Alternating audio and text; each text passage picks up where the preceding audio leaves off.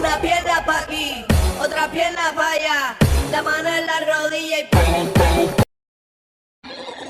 Hello guys! Alam nyo ba dito sa Ginyaang Quezon? Sobrang ganda dito. Ang tawag dito ay gitna ng dagat.